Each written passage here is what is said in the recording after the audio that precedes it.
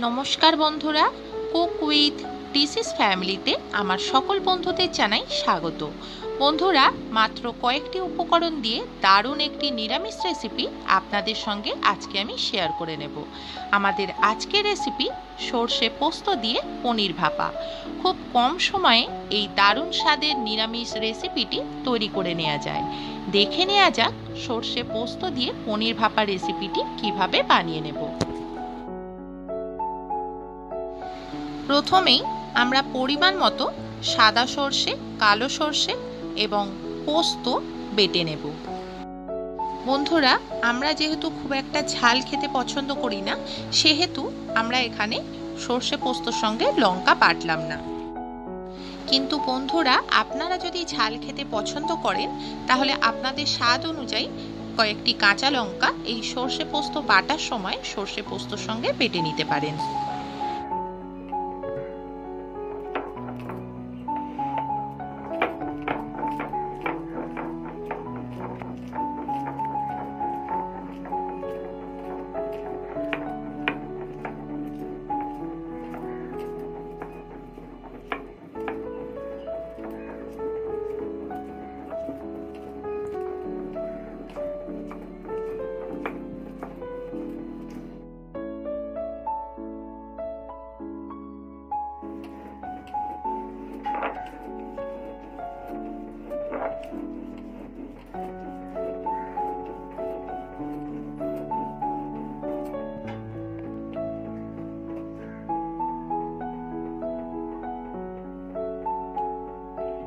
সর্ষে পোস্ত বেটে নেওয়া হয়ে গেছে। এবার 300 গ্রাম পনিরকে চৌকো আকারে কেটে নেব।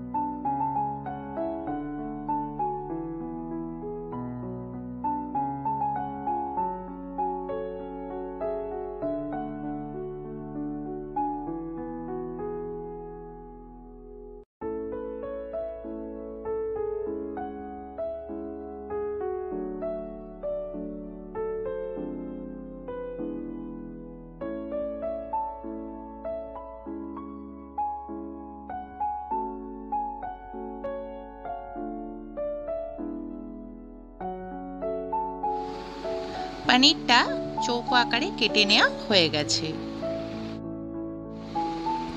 এবারে চৌকো করে কেটে নেওয়া পনিরগুলো একটি পাত্রে নিয়ে নেব।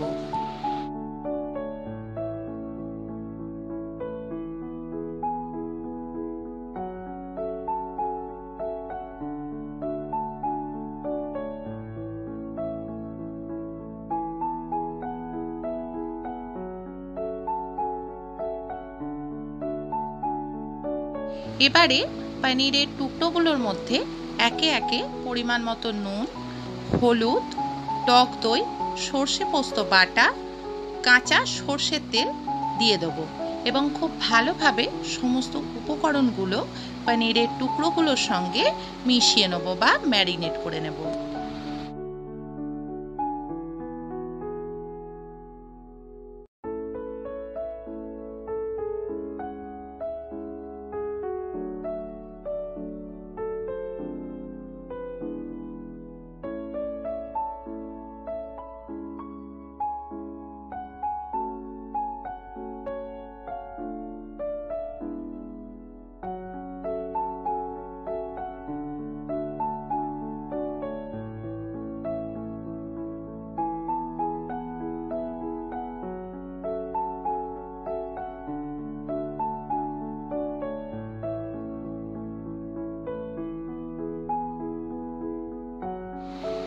বন্ধুরা, এখানে আমি হাতের সাহায্যে পনিরগুলোর মধ্যে সমস্ত মশলাগুলো মিক্সড করে নিলাম বা ম্যারিনেট করে নিলাম।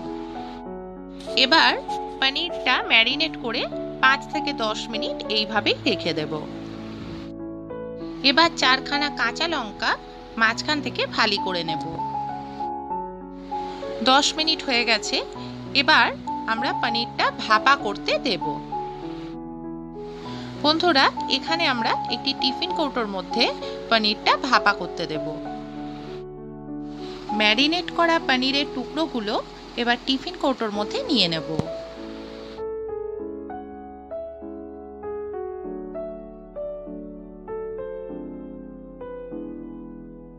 বন্ধুরা, যখন ম্যারিনেট করছিলাম তখন সামান্য জল দিলে ভালো হতো, তখন জলটা ব্যবহার করতে ভুলে গেছিলাম। তাই আমি টিফিন কৌটোর মধ্যে চারিদিক থেকে জল একটু ছড়িয়ে দিচ্ছি, যাতে যখন ভাপা করতে বসাবো পনিরটা তখন মশলাগুলো কৌটোর নিচে লেগে না যায়।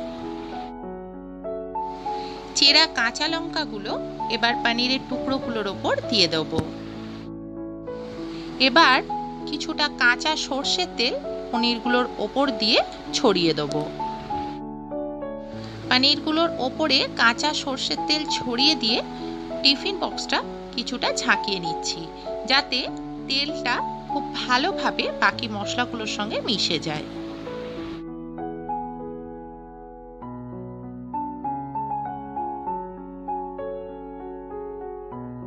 এবার টিফিন বক্সের ঢাকনাটা বন্ধ করে দেব।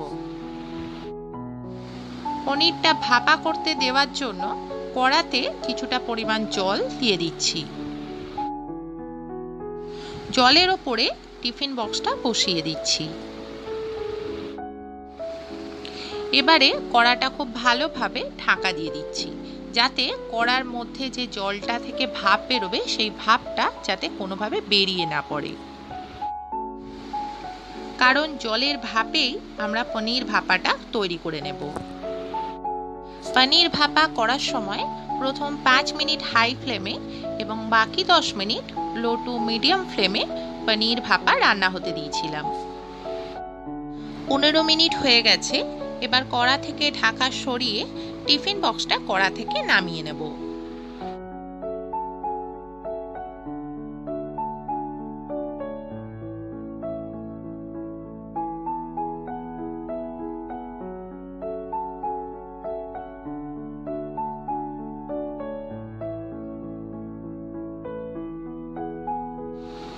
বন্ধুরা, দেখতেই পাচ্ছেন পনির ভাপা রেসিপিটি কত সুন্দরভাবে তৈরি হয়ে গেছে। মশলা থেকে তেল ছেড়ে দিয়েছে, অর্থাৎ মশলাটাও খুব ভালোভাবে রান্না হয়েছে।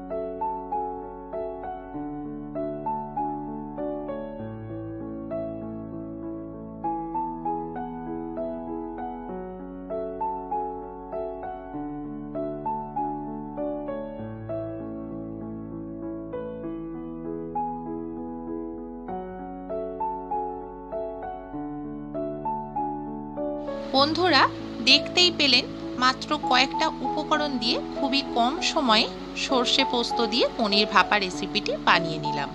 রেসিপিটি গরম ভাতের সঙ্গে খেতে খুবই ভালো লাগে। রেসিপিটি এইভাবে আপনারাও আপনাদের বাড়িতে বানিয়ে দেখবেন। রেসিপিটি কেমন লাগলো আমাকে কমেন্টস করে অবশ্যই জানাবেন।